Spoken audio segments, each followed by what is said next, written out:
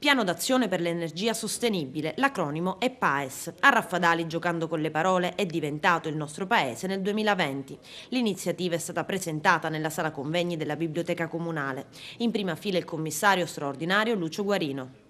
Sin dal mio insediamento ho voluto prendere in mano questa situazione affinché anche il comune di Raffadali si dotasse di un PAES. È fondamentale coinvolgere il territorio, anche, come posso dire, anche da un punto di vista culturale, per metterli a conoscenza di quelli che sono i vantaggi dell'adozione di un PAES presso il comune di Raffadali.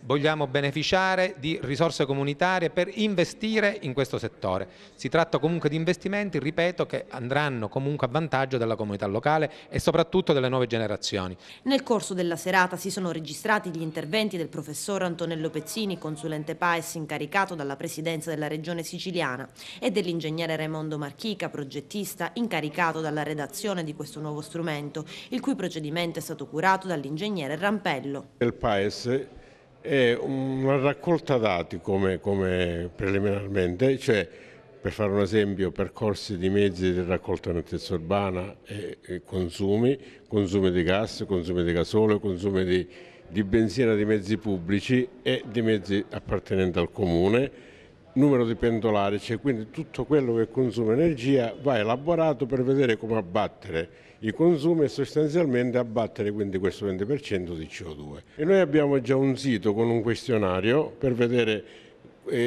come consigliare quello che sta succedendo. Quindi questo questionario è scaricabile dal sito, è trasmettibile, si può trasmettere tramite mail praticamente.